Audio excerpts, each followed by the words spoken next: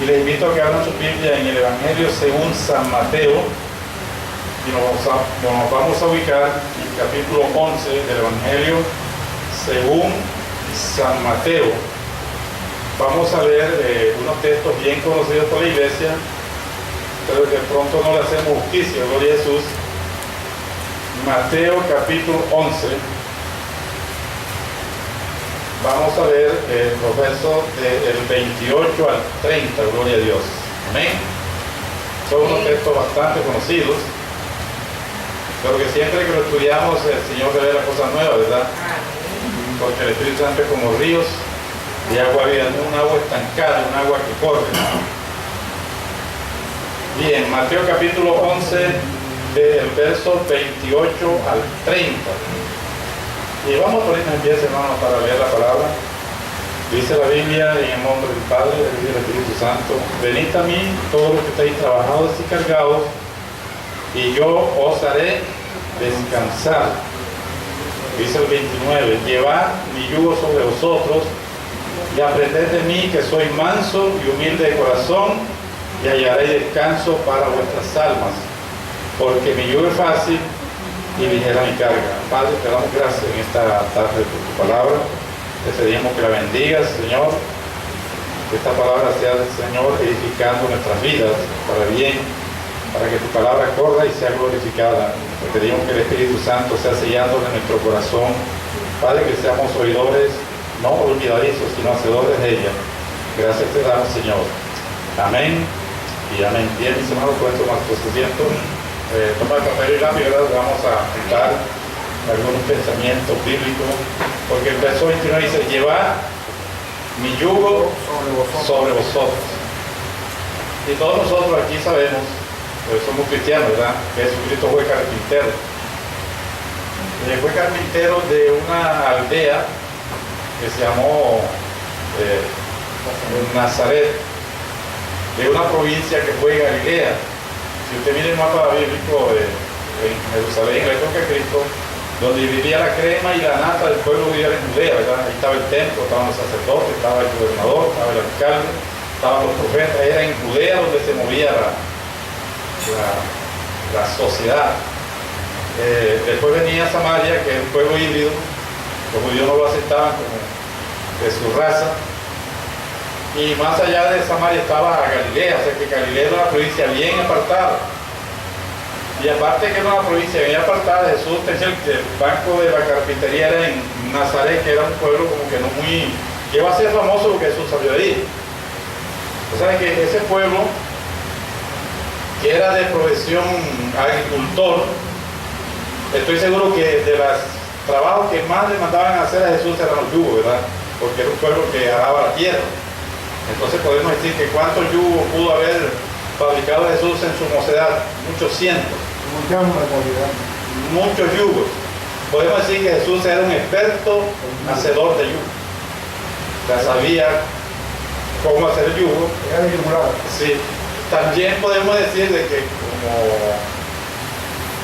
hacedor de yugo sabe, lo sabemos nosotros que somos de oriundos del pueblo, que cuando el yugo, el animal le queda grande, lo raspa y lo pela. Entonces un animal con el lomo pelado, un yugo grande, la carga se le hace más pesada, ¿verdad? Cansa más, trabaja más. Y si le queda muy pequeño, pues también igual, porque es como si usted saliera a caminar con unos zapatos que le quedan pequeños, la pierde de mano que va a llegar bastante cansado. Y si le queda grande va a llegar peor, porque entonces el zapato le hace unas vejiga en los pies. De todas maneras, hermano, el zapato tiene que tener la horma del pie, porque cuando uno sale a caminar con un zapato de la horma, de pronto no se canta tanto. Cuando la Biblia habla de yugo, está hablando de sometimiento, ¿verdad? Lo traemos el yugo como un símbolo de sometimiento. Por eso el Señor dice en el libro de Jeremías, habla del yugo del rey de Babilonia. O sea que Dios iba a someter a todas las naciones bajo el rey de Babilonia. Pero la Biblia también habla del yugo del pecado. O sea que gente que se somete a vivir una vida bajo el pecado. Y ese yugo del pecado es un yugo grande que raspa, que pela, utilizando un lenguaje metafórico y espiritual. Y la gente con ese yugo, la carga se le hace más pesada. O sea, la carga del pecado es una carga pesada. Jesús sabía de esta gran verdad, porque Jesús sabía y conocía la necesidad del hombre, y es que el hombre le llega a esa carga del yugo. Le dice a sus discípulos en el capítulo 11 de la versión que leímos, ¿verdad? La porción que leímos dice: venid a mí, todos los que estéis trabajados y cargados, porque yo os haré descansar. Entonces el 21 dice: llevad mi yugo sobre vosotros y aprended de mí, que soy manso y humilde de corazón, y hallaréis descanso para vuestras almas. Dice el 30: porque mi yugo es fácil y ligera mi carga. Estos tres versículos, hermano, nos enseñan varias cosas, y quiero que apunte, porque es cuando llevamos el yugo de Jesús que vamos a aprender de él. Cuando llevemos el yugo de Jesús, vamos a aprender de él. Dice: llevar mi yugo y aprender de mí.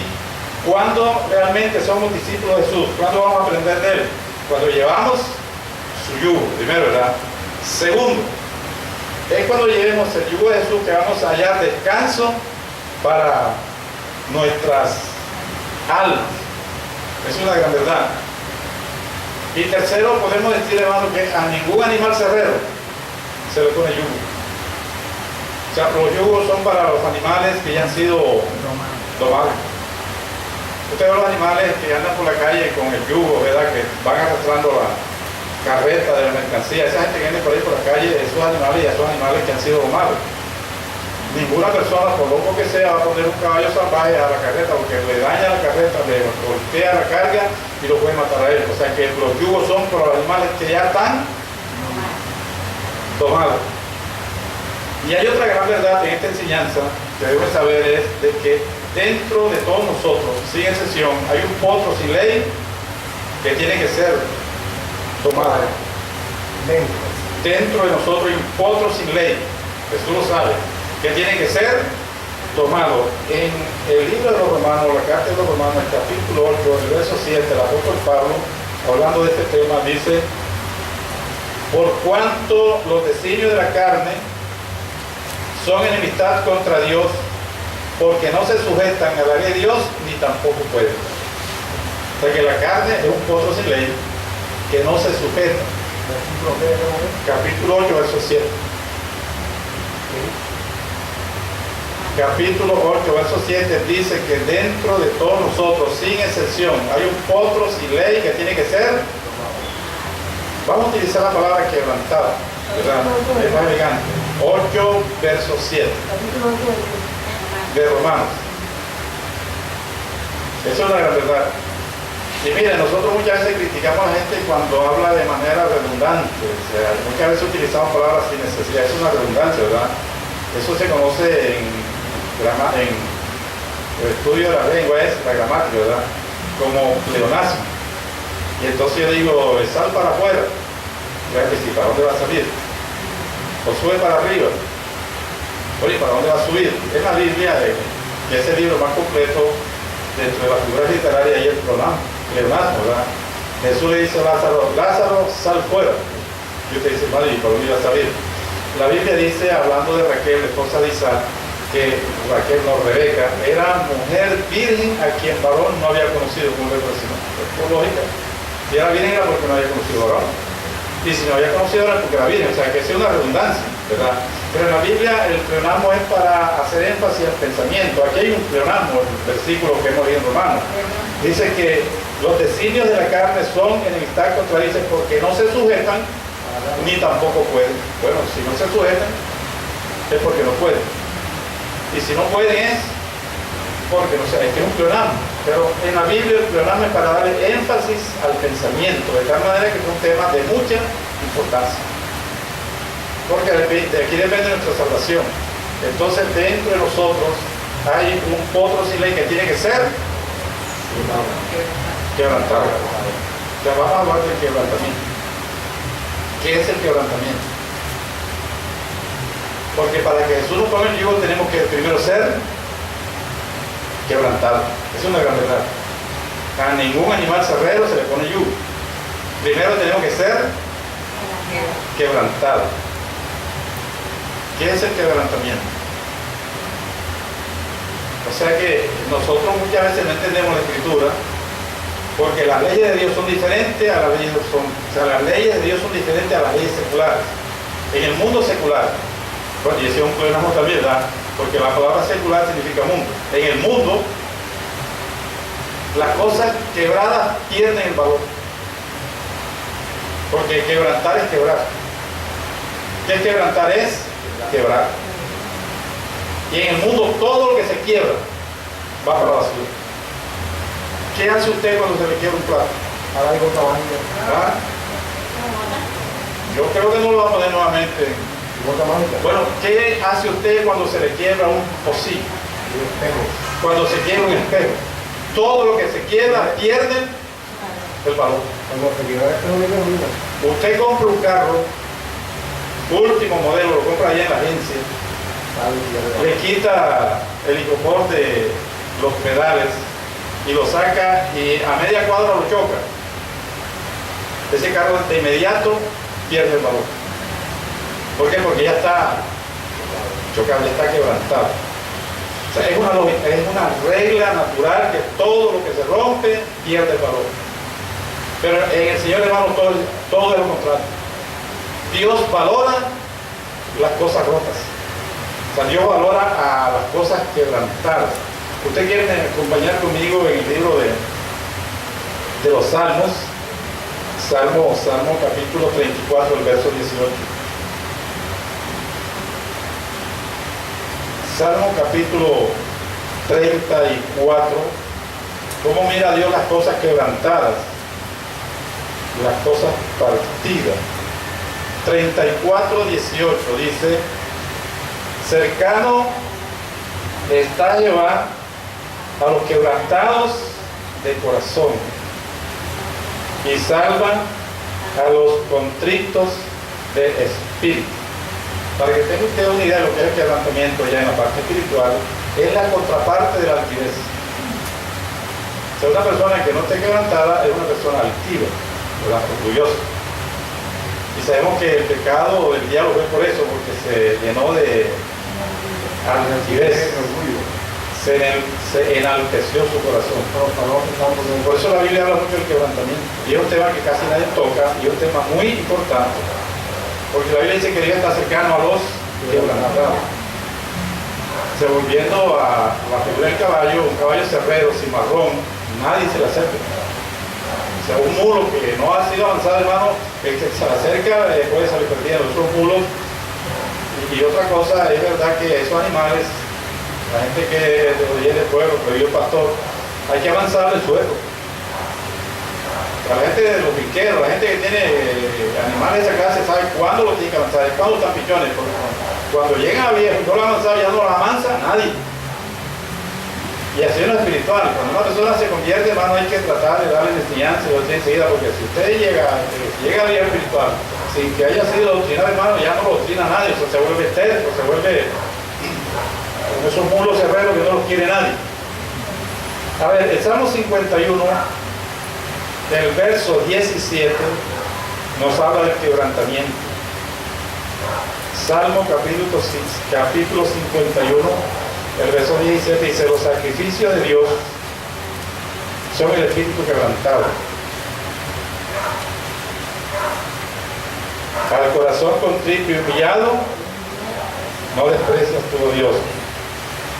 Ayer me invitaron a un ayuno y la gente le gusta ayunar mucho, y el ayuno es bueno, ¿verdad? Porque el ayuno rompe ligaduras de impiedad. Lo que una persona no consigue con oración, lo puede conseguir con ayuno. Usted lee el capítulo 9 del libro de Daniel, y ahí Daniel hace una oración a favor del pueblo. Una oración porque Daniel tenía los rollos del profeta Isaías y sabía que iba a venir un hombre que se llamaría Ciro. La Biblia habla de Ciro 200 años antes que aparezca, Isaías capítulo 45, al final y comenzando el 46. Y que también tenía una carta que le escribió a Jeremías. Ustedes saben de que venía de advertencia ya 70 años, porque la cautividad demoraba 70 años. O sea que Daniel sabía que iban a demorar 70 años y que Dios iba a enviar a un hombre que se llamaba Ciro y quitaría Jerusalén y Ciro iba a hacer que los judíos volvieran a su pueblo. Hermano, aparece Ciro, conquista Babilonia y se cumplen los 70 años. ¿Cómo le parece, hermano, la exactitud de la palabra? Pero la Biblia dice en el capítulo 9, en el año primero de Darío, no dice Ciro. Ahí hay un problema, y era que a Babilonia la conquistan dos tribus, que son los medos y los persas. Entonces el rey o el general de los persas era Ciro, ¿verdad? Que era el más poderoso, que era el hombre de la profecía, que era el que iba a dar la orden. Y el general de los medos era Darío el Medo. Entonces, cuando conquistaron Babilonia, Ciro salió en su campaña de conquista a otra tierra, o sea, se fue a conquistar a todo el mundo y dejó encargado a Darío. Y Dios no había dicho que era Darío, sino que era Ciro. Entonces Daniel empezó a sacar el cuento, bueno, ¿y cómo este cuento? O sea, ya viene y se cumple la profecía, Ciro conquistaba, pero ahora se va. Y ahora deja a Ciro, y Ciro una vez que iba a hacer el edicto. Si usted lee el capítulo 10 de Daniel, dice el verso, en el año tercero de Ciro, o sea que ya Ciro había vuelto a ser, había encargado de su reino, pero ya llevaba 3 años y todavía ellos estaban en Babilonia. Entonces Daniel empezó a ayunar. En el capítulo 10 hay un ayuno. Mire si el diablo está desvirtuando tanto esto del ayuno, porque es que el ayuno quebranta, ¿verdad? Y una persona quebrantada, yo lo escucho. Cuando Daniel ayunó 21 días, dice el capítulo 10, el 21 días, a los 21 días dice que vino un ángel y le dijo, Daniel, no temas, desde el primer día que dispusiste a humillar tu corazón en presencia de Dios fueron oídas tus palabras. O sea, Daniel estaba humillado, o sea, quebrantado, o sea, el ayuno lo quebrantó, y Dios mandó un arcángel, o sea, Miguel. Había un principado de maldad que se había apoderado de Ciro y no dejaba que Ciro diera. O sea, había una, como dice Jeremías, Isaías, el ayuno es para romper ligaduras, o sea, que Ciro estaba cautivo. El principado de ese territorio, que era el príncipe de Persa, o sea, se estaba oponiendo a que lo que Dios había dicho se cumpliera. ¿Cómo le parece hasta dónde puede llegar el diablo si la iglesia se lo permite? Pero cuando Daniel empezó a ayunar, a los 21 días, esa ligadura se rompió, Ciro quedó libre y Dios le dijo, y los judíos volvieron a Babilonia. ¿Por qué? Porque Dios encontró un hombre que se había quebrantado. Y la Biblia dice que Dios está cerca de los quebrantados del corazón. ¿Qué están enseñando ahora los apóstoles que tienen en Barranquilla? Porque esa doctrina hay que contrarrestarla. El pastor del Centro Bíblico Internacional dice que hay 11 clases de ayuno. ¿Qué le pareció? 11 clases de ayuno. Dice, hermano, usted puede ayunar con verdura. Porque Daniel capítulo 1 dice que Daniel ayunó con verdura. Eso es mentira, hermano. Daniel en el capítulo 1 estaba ayunando. Él cambió por la dieta. Porque en Babilonia la carne se la ofrecían a los ídolos y después se la ven al rey, y Daniel sabía que esa carne estaba contaminada, y dice que propuso en su corazón no contaminarse, porque esa carne estaba contaminada. Pero él cambió fue la dieta, nadie ayuna con verdura. Eso es un ayuno. ¿Y cuál es el otro? Usted puede ayunar de una novela. Si usted en el día se ve 5 novelas, busque la que más le guste, y ese no se la va a servir, va a hacer ese sacrificio para Dios. En la tarde, Señor, gracias, te ofrezco ese sacrificio porque no vino a Noel. Usted no cree, hermano, que eso está rayando a la ciencia ficción. Y el problema es que la gente le cree.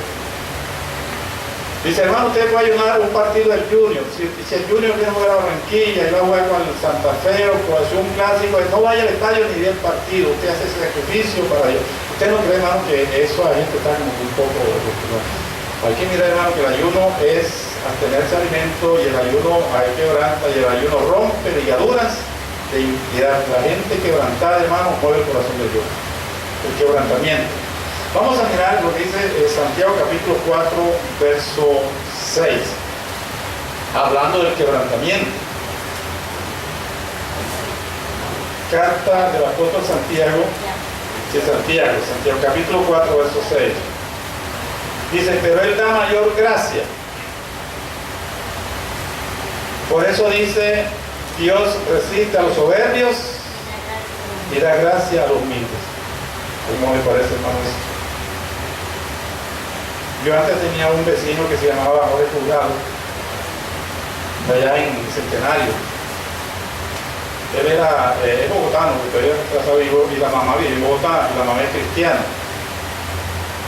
Y entonces la mamá siempre me escribía, cuando eso no había internet ni había celular, todo era por carta. Me decía, hermano, lleve a Jorge siempre que haya un predicador de esos extraordinarios, cuando venga G. Ávila, cuando venga Jimmy Swaggart, cuando llévelo para que se convierta, hermano, y todas las campañas iban. Predicadores de peso pesado, y hermano Jorge Jurado nunca se convirtió. Gente de talla, nunca. Una vez en la iglesia de Hipódromo estaba predicando un cachaco, también era bogotano, hermano, cachaco, un pan enredado, hermano, empezó a hablar de saqueo, que saqueo se subía en pablo, y eso lo bajó y se volvió a subir, saqueo se subía y le subí todo. Ahí pasó el mensaje, ¿no? Se subió como 70 veces lo bajó. Y cuando hizo el llamado, hermano Jorge Jurado pasó a recibir aquí como salvador. Y yo no podía creer, pero no es posible que este cachaco o este enredo que tenía. Sí, hermano, Jesús lo utilizó para tocar a... Y hoy es pastor, hermano, gloria a Dios. ¿Quién se lo ganó, hermano? Un cachaco peleando con saqueo. O sea, que Dios le da gracia a los... Mientras que esa gente de Pluma Blanca, o sea, no es que estemos en contra de eso, porque Dios utiliza gente de varias escalas, hermano, pero Gigi Ávila, ese se vino una vez a nivel metropolitano, Raskin, que gente, hermano, de peso pesado, y hermano, esa gente no pudo con el lugar.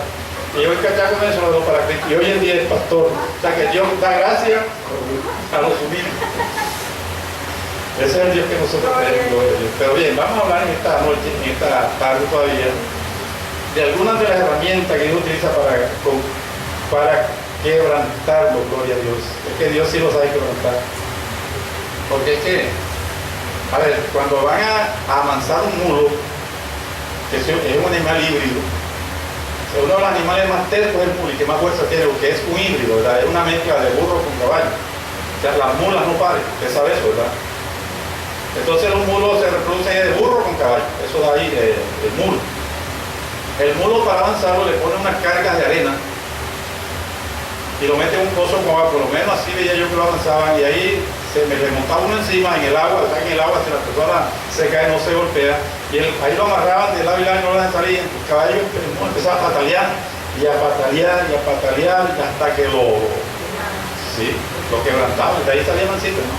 Ahora, si era demasiado terco, le repetían la dos hasta tres, dependiendo la consistencia de terquedad, así era el trato. O sea, pero hasta que se mansaba, hermano, de que se mansaba, lo mansaba. ¿Sabe qué dijo David? Dice ahí que Dios lo pasó por el pozo cenagoso y el lago de... ¿Cómo que dice David? Sácame del lodo cenagoso y el pozo de desesperación. O sea que una vez Dios lo tuvo que meter en él. Sí, David también empezó a batallar y después hablamos de eso, gloria a Dios. Bien, vamos a mirar las herramientas que Dios utiliza, porque de pronto esa bolsa de arena y meterlo en cosas, pero eso sería literal, ¿verdad? Pero Dios sí sabe, hermano, por dónde lo va a tratar para quebrantarlo. Y uno de los elementos o de la herramienta que Dios utiliza para quebrantar a una persona es la conversión. O sea, cuando la persona se convierte, el Espíritu Santo empieza la tarea, a veces dolorosa, de sujetar ese potro celeste que está en nosotros, y la Biblia dice, llevando cautiva la mente a la obediencia de Cristo. Es el Espíritu Santo quien hace la parte principal del quebrantamiento y empieza a someter ese potro si ve que está dentro de nosotros, y que nosotros debemos dejar que Dios lo trate, porque si no siempre vas a estar metiendo en el pozo de la desesperación y en el lago lodo cenagoso, gloria a Dios. Y bueno, algunos pues Dios los mete varias veces y le repite la dosis, eso depende también de nuestra consistencia, gloria a Dios. Otra de las herramientas que Dios utiliza para quebrantar la mano es el arrepentimiento. Es una cosa que una persona orgullosa y altiva no reconoce sus faltas.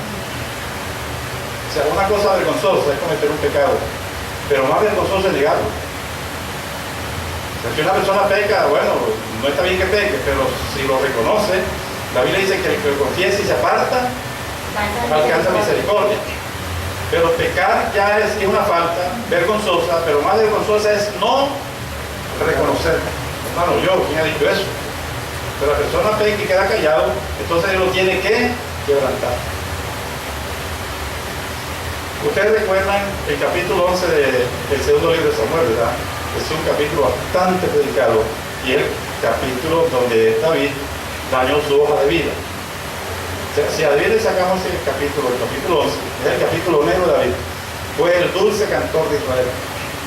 Fue el hombre que tenía el corazón conforme el corazón de Dios. Fue el hombre que compuso más de la mitad de los salmos. Fue el hombre que preparó todo para la edificación del templo. Fue el hombre que llevó a Israel a ser una potencia. O sea que de David se pueden hablar muchas cosas. Fue el progenitor de nuestro Señor Jesucristo. A Jesús lo llaman el hijo de David. Pero el capítulo 11 de la Biblia dice que él se subió en el segundo piso de la casa, en el balcón, y como siempre que uno está en el segundo piso ve el patio del vecino. Entonces vio que la mujer se estaba bañando, pues está allá arriba encaramado de noche. Ahora a la casa le prohíben que hagan ventanas hacia los lados, al segundo piso. Eso está prohibido. ¿Por qué? Porque se pierde la privacidad. Usted en el segundo piso se come unos chorros, hermano, que lo desconoce, pero lo ve porque está allá arriba. Entonces la Biblia dice que David vio a la mujer, la deseó, la llamó, la tomó, etcétera, etcétera. Entonces mató 10. O sea, David violó los 10 mandamientos. No amó a Dios, mintió, adulteró, mató, mejor dicho, de tabla a tabla lo vio. Y mintió y envidió. Entonces quedó callado. Porque él mandó a buscar a Urias Eteo para que emborracharlo y acostarlo con Betsabé para cuando saliera la barriga. No, es que él vino y estuvo ahí. Él vino, pero hermano, el esposo ya peleando, tenía 6 meses está allá y la mujer acá con 3 meses peleando. Entonces, ¿quién es ese muchacho? El problema era que tenían que pelear a los dos. O sea, que David se metió en un tremendo lío, porque la ley decía que los tenían que pelear a los dos. Y David quiso arreglar el chico a lo bueno, ¿verdad? Llamó a Urias, le metió unos tragos de vino, lo puso entre 15, ahora deja dormir a tu casa. Ya, si la gente es así. Pero Dios estaba en el asunto, dice que Urias quedó dormido en la puerta del palacio con los siervos. Y le dijo a David, no fue el hombre a dormir allá. Entonces, en la segunda vez, el segundo día le metió como que otro guacharacazo más grande, o sea, lo corrió más y el hombre quedó. Dice David, aquí me traje miedo mataron, para que la mujer quede viuda. O sea, David lo que quería era salvar el pellejo a Betsabé, porque de pronto él no le iba a pelear porque era el rey. Entonces cogió y mandó la carta, ustedes saben todo. Pusieron a Urias al frente de la batalla, lo mataron. Mire hasta dónde llega el pecado. O sea que cuando uno va a tapar el pecado con otro pecado, el otro pecado tiene que ser más grande. Y si ese pecado lo mata, lo hace más, y llega un momento en que ya no lo puede tapar. Es mejor confesar. Y David se quedó callado. Usted quiere ver conmigo el Salmo 32, la experiencia de David cuando pecó y quedó callado, cómo Dios lo metió en el pozo de la... Salmo capítulo 32.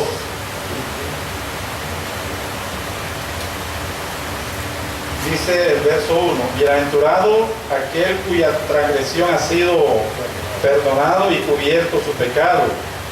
Bienaventurado al hombre a quien Jehová no le culpa de iniquidad, en cuyo espíritu no hay engaño. Dice el capítulo 32. Voy a leer el verso 3.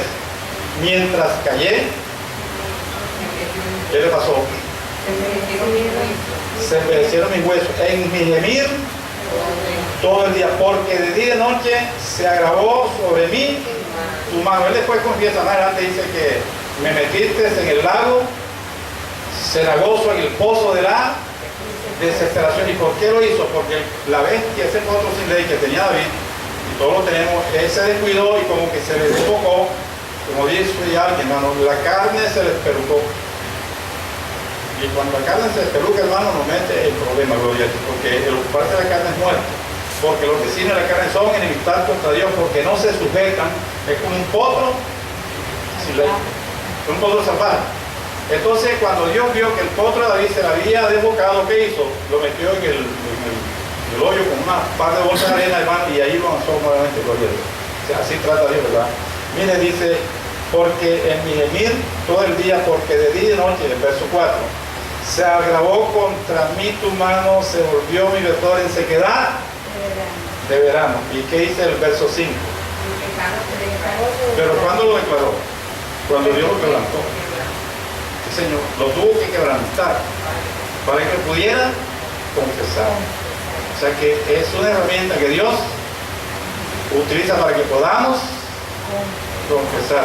Entonces uno dice que a los que Dios ama, aunque estén en el pozo cenagoso, todo eso ayuda para bien. Sí, Señor. O sea, lo mismo le pasó a Acán. Ustedes recuerdan acá en el capítulo, en el libro de Josué, por aquí tengo la cita, Josué capítulo 7.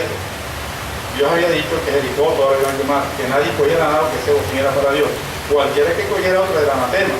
Entonces acá miró el lingote, lo codició, lo agarró, lo escondió y se cayó. Mire cómo Dios trata de que Acán recapacite. Dios siempre le da la oportunidad al pecador. No es cierto que anda con un garrote para dar el garrotazo siempre. No, él primero te avisa y te trata de... Entonces, bueno, hay pecado y el pueblo perdió la batalla y la gente se entristeció porque Israel perdió la batalla en Ai. Y Dios le dice a Josué, hay un pecado. Ya en ese momento Acán sabía que había pecado, él tenía que haber confesado, ¿verdad? Pero no lo hizo. Dice, miren, escoge todas las tribus. Dice, y escogieron a la tribu de Judá. O sea, ya Acán, Dios le estaba dando oportunidad a Acán para que confesara. Se escoge la tribu de Judá. Y la tribu, y cayó la tribu de Judá. Ahora escoge la familia de Sera. O sea, hombre, si ya Dios te tiene descubierto y te está dando la oportunidad, hermano, confiesa, ¿verdad? Y no, esperó que lo cogieran con la mano. ¿Y qué pasó? Lo llevaron al valle de Acor. Bueno, ese valle no se llamaba Acor, sino que ahí lo apedrearon a él, a sus hijos y a su esposa. Y ahí Israel se quebrantó y pusieron ese valle de Acor. ¿Por qué? Porque allí Acor significa quebrantamiento, quebrantar, ¿verdad que sí? Ahí por ejemplo iglesia se llama iglesia Acor. Bueno, Dios quebrantó a Israel en el valle de Acor. ¿Por qué? Para que pudiera poner asunto al pecado. Bien, vamos a mirar otra herramienta que Dios utiliza para quebrantarnos, y es que debemos de tener un espíritu perdonador. Hermano, una persona orgullosa no perdona. ¿Qué es perdonar? Perdonar es recordar sin rencor. Porque usted le hace alguna cosa y usted no se lo olvida, ¿verdad? Pero cuando lo recuerda sin rencor. Eso es perdonar. Y la Biblia dice cómo debemos de perdonar si es realmente estamos quebrantados. Efesios capítulo 4, verso 32, hablando del perdón. Carta de los Efesios. Hay gente que no perdona. Y la gente que no perdona, hermano, Dios nos mete en el pozo de la desesperación. Si no perdonamos, hermano, podemos comprometerlas. A ver, ¿qué dice Efesios 4:32? Dice la Biblia. Antes, ser benignos los unos con los otros, misericordiosos, perdonándonos unos a otros como Dios también nos perdonó a vosotros en Cristo Jesús. Ahora una pregunta, ¿cómo nos perdonó Dios a través de Cristo? Dice que no se acuerda más de nuestros pecados, dice que los echa a lo profundo, y la Biblia dice que así tenemos también nosotros que perdonar a los hermanos. ¿Alguien quiere ver aquí lo que dice el libro de Lucas? Mateo capítulo 18, verso 35. Mateo 18, verso 35. Dice, así también mi Padre Celestial hará con vosotros si no perdonáis de todo corazón cada uno a su hermano sus ofensas. ¿Y qué va a hacer Dios si nosotros no perdonamos? Nos va a meter en el pozo, en el abismo. Porque si yo no perdono a mi hermano, tampoco Dios me va a perdonar. Y cuando una persona no perdona, hermano, está comprometiendo la salvación. Se está condenando. Mire, y ese es el problema del divorcio. Ese no es el tema de hoy. De pronto yo no quiero, digamos, pero Jesús dijo que la gente se divorcia por la dureza del corazón. Por la dureza del corazón. Porque no perdona. En este momento, los jueces de la República se le está dando un diplomado, ¿no? Como es una una clase, eso se llama cuando a los profesores una capacitación para que traten de conciliar, porque casi de cada 10 matrimonios, 8 se están desbaratando. Y entonces en una sociedad, cuando la familia anda mal, la nación anda mal. Y por eso hay tanta violencia. Y la gente sabe que es por la cantidad de matrimonios que están desbaratando. Entonces los jueces los enseñan, los preparan para que traten de conciliar antes de dar el divorcio. Y dice una hermana que es juez, que la mayoría de los casos de divorcio que se están dando son de gente cristiana, como el partido. O sea, los cristianos son los que están divorciando, sí, ejemplo, que eso es lo que están ministrando los apóstoles que tenemos, que ya uno tiene hasta 4 divorcios y tal, poca bola para el quinto. Todo eso lo ministra, hermano. Entonces, eso es peligroso. ¿Por qué? Porque la gente se divorcia porque no puede perdonar. Pero dicen una cosa, yo perdono, pero no vivo contigo. O sea, eso es perdonar. Porque es que perdonar es sepultar. O sea, nosotros tenemos que perdonar, así como Cristo nos perdonó a nosotros. ¿Verdad que sí? O sea, el pastor de Cartagena una vez se le presentó una pareja que se iba a divorciar.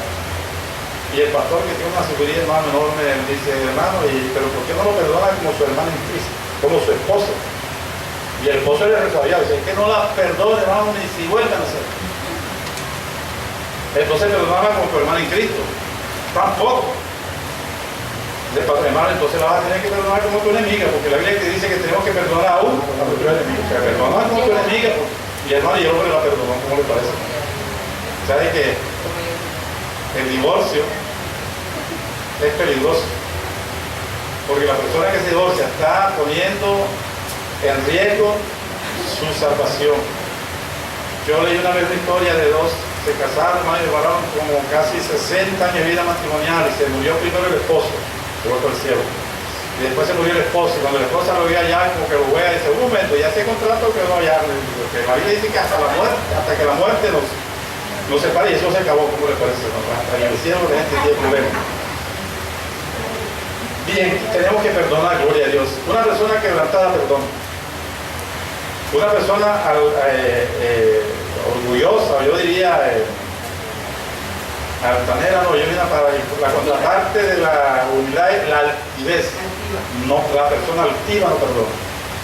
Entonces nosotros podemos dar cuenta si somos personas quebrantadas o si somos personas altivas.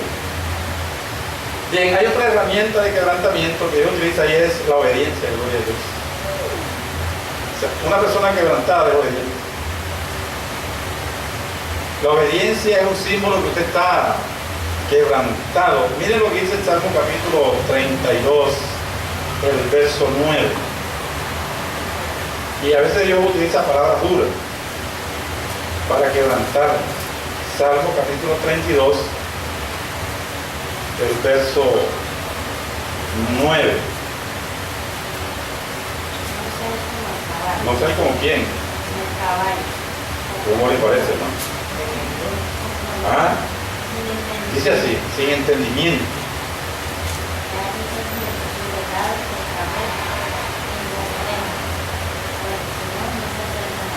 No sé ni como el caballo ni como el mulo. Oye, uno dice así, hermano, pero aquí está diciendo la Biblia. El mulo encarna la terquedad y la gente testaruda. Hay gente que por donde mete la cabeza, por ahí es. Ese es el mulo. El mulo es difícil de domarlo y de aguantar. Y la tendencia de un caballo brioso es pasar por encima de cualquier cosa. O sea, la gente desobediente pasa por encima, aunque se estrelle, pero pasa. O sea, se le advierte, se le dice, pero es como el caballo, ¿verdad? Y una vez yo viví en una finca por allá por el Copé y tenía como que unos 14 años y iba en un caballo, hermano, y el caballo se desbocó, como que vio algún... O sea, los caballos, los animales tienen como que un sentido que pueden ver sí, hermano, y se desbocó, hermano. Yo en la silla y el camino era recto y había como que una puerta de esas que son de barrote. Yo digo, bueno, en la puerta se aguanta, ¿no? Se aguanta. El caballo pegó un brinco y se pasó por encima de... O sea, se fue a parar allá en el corral en la casa. O sea, cuando un caballo de bocado, o sea, pasa por encima de cualquier cosa. Y si es mulo es peor. Entonces la Biblia aquí dice que no seáis como el caballo, ni como el burro, que no obedece, sino es con cabezto. O sea, de que eso es como que un mal síntoma de una persona, Dios siempre lo tiene que estar, porque esa es falta de quebrantamiento. O sea, definitivamente tenemos que ser personas quebrantadas, gloria a Dios. Y hay una parte aquí que ya sería la última, y es muerte a la opinión pública. Esta es la más peligrosa, gloria, la más sutil. Y vamos a leer para esto el Proverbio capítulo 27, verso 21. Proverbios 27, 21, y miren lo que dice la palabra. Y yo pienso, hermano, que la palabra tiene poder, gloria a Dios. Proverbios 27, verso 21. Dice: el crisol prueba la plata y la hornaza el oro. Proverbios capítulo 27, verso 21. Y la hornaza el oro, y el hombre la boca del que lo lava. Yo voy a explicar lo que es un crisol, porque la Biblia habla mucho del crisol. El Salmo dice, acrisolada es la palabra de Jehová. Y hay uno que canta una voz de grito y dice, acrisólame, o sea, pásame por el crisol. ¿Qué es el crisol? El crisol es como una olla refractaria. Usted sabe como una olla refractaria, esa que aguanta temperaturas máximas. Es una olla que tenía una tapa, era como hermética, pero tenía unos huequitos. O sea, cuando se escribió la Biblia no había billete ni había chequera, sino que los negocios se hacían por lingotes. Como la caldera que para sí, más o menos un crisol. Ya. Entonces la gente pagaba era con un lingote. Pero vamos a ver una rica, ¿cuánto va a dar? 3 lingotes de plata. Eso es lo que hizo Abraham con... pesaron los talentos de plata. Pero a la plata también se le hacía trampa y el oro. O sea, la gente derretía el oro y le metía escoria para que pesara más. O sea, los contaminaban, le metían escoria, eso se llama escoria. Entonces dice, y ese oro sí será puro, de 14 quilates, vamos a probarlo. ¿Cómo probaban el oro? Lo metían en el crisol, ¿verdad? Y lo derretían. Entonces lo volteaban y el oro puro salía por los huequitos y la escoria quedaba en el crisol. O sea que el crisol purificaba el oro y purificaba la plata. La Biblia dice que el crisol prueba la plata y la hornaza, que era una especie de crisol, prueba el oro, y al hombre la boca del que lo alaba. O sea, una persona que no esté quebrantada. Porque, a ver, el quebrantamiento es difícil de identificar. Hacer un juicio de una persona, decir que este es humilde y este no es humilde, hermano, eso es difícil, porque hay personas que aparentan ser tan humildes, pero por dentro llevan un pavo real. O sea, son orgullosos, y uno dice, pero parece humilde, porque usted lo ve como tan calladito. Viene al culto y pone la cara como la del Sagrado Corazón de Jesús. Dice, qué hombre tan humilde. Pero no, de pronto llega un pavo real. Es orgulloso. La humildad es difícil de identificarla.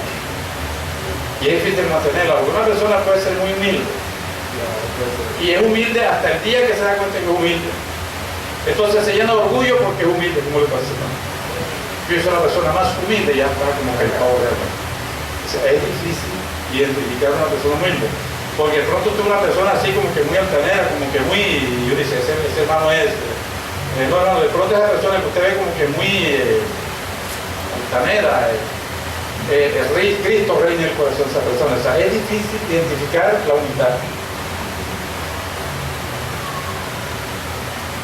Dice que al hombre lo prueba la boca del que lo alaba. Una persona es un predicador y el hermano es humilde.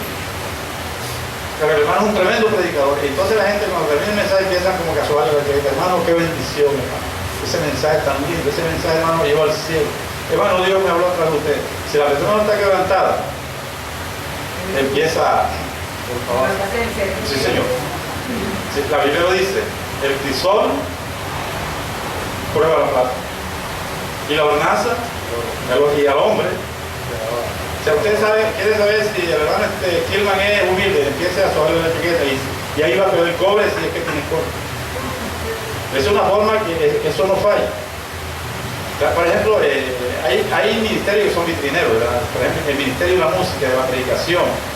Y entonces la gente canta y se sopló, hermano, cogió la nota y iba en el compás y Dios lo respaldó y hubo lágrimas y la gente se quebrantó. Y cuando el hermano termina de cantar, la gente, los hermanos, qué bendición. Sentí, hermano, que atrás de la alabanza me llevaste al tercer cielo. Y si la persona no está quebrantada, ahora, si empieza como es a soplar, si es predicador, entonces llega el momento en que si él no canta o si él no predica, el culto no tuvo bueno. Entonces viene y ve la lista de los músicos y va a dirigir a la hermana Marta y dice, pero esa es una Marta, ¿quién ha dicho que esa mujer se pierde la nota, pierde el compás? Y entonces se viene, no está el culto, que queda yo viendo, mirando para ver si se equivoca, si se sale y dice, no, es que el pastor tiene la culpa, ¿para qué la pone? Él sabe que no sabe. Y entonces, no, ¿y qué tal el malo? Eso ahí no dirigió nada. ¿Por qué? Porque él no fue el que cantó las alabanzas. Y si un predicador, y ve la lista de los predicadores y va a predicar hermano Kilman que está recién convertirse, pues dice, hermano, ¿qué me puede enseñar a mí? ¿Para qué lo ponen? Mire, y el miércoles, ¿qué nos va a enseñar? Entonces ese día, hermano, termina de bajar alabanza y se va. ¿Por qué? Porque ese no escucha, ¿sabe por qué? Porque ya está. ¿Quién tiene la culpa? Lo alabaron, lo elogiaron mucho y se le salió lo que tenía dentro, ¿verdad? Por eso sí, la Biblia dice que el oro, el crisol prueba la plata y la ornace el oro, y el hombre la boca del que lo lava. Se necesita, hermano, también quebrantado para que la persona le pueda dar la gloria a Dios, ¿verdad? Porque la gloria del Señor el gozo de nosotros. Ahora, ¿qué no es el quebrantamiento? Porque de pronto salimos aquí convencidos de que ese quebrantamiento es perder el carácter, perder la personalidad, eso es otra cosa. O sea, que una persona quebrantada por eso puede tener su carácter, ¿verdad? Porque esto está mal, esto es pecado, esto no se puede hacer, o sea, marca se pone su. Una persona quebrantada no se vuelve una bola de masa, mantiene su personalidad y cuando tiene que demostrar el carácter lo demuestra, ¿verdad? Eso es diferente. Pero sí podemos decir que una persona quebrantada es una persona que persuade a las demás personas sin ninguna forma, digamos, de violencia. O sea, la persona quebrantada tiene un espíritu persuasivo, es lo que quería decir. Persuadir a la persona. O sea, para una persona quebrantada tiene un espíritu persuasivo. Sí, porque sabe tratar con la gente, ¿verdad? Yo recuerdo a un pastor llamado Silvio Silva en una época que nosotros le damos una bendición cuando fue en Costa Rica, padre espiritual, y yo fui presidente de los jóvenes. ¿Sabes? Que los jóvenes siempre nos equivocamos. Y cuando hacíamos la reunión con él y hacíamos la propuesta, y la propuesta no era la correcta, él nos decía, no, eso está mal, eso no se puede hacer. Él decía, sí, hermano, está bien, vamos a. Esa propuesta sí está buena. Pero ¿qué tal si lo hacemos de esta manera? O sea, que no te volteaba. O sea, no te decía que no, de una forma tajante, sino que decía, sí, hermano, está bien. Que como tú dices, está bien, pero bueno, vamos a ver si tratamos de hacer de esta manera. O sea, entonces daba su. Y eso sí no peleaba con nadie, ¿no? O sea, una persona que tenía un carácter persuasivo. Sí, señor. Porque es una persona quebrantada. Entonces sí debemos de buscar el quebrantamiento, gloria a Dios. Bien, vamos a hablar de esta tarde, hermano, para. ¿Quién sabe cuántos potros cerrados habrán aquí? Yo no lo sabe, ¿verdad? ¿Cuántos favores escondidos? ¿Cuántos favores escondidos? De pronto hasta nosotros tenemos ese problema, ¿verdad? Pero hermano, Dios nos puede tratar, Dios puede tratar con nuestro carácter. En el crisol. Sí, en el crisol, porque la Biblia dice que Él es el alfarero y nosotros somos el barro. Vamos a ponernos en pie, hermanos, vamos a orar. Padre, tenemos gracias.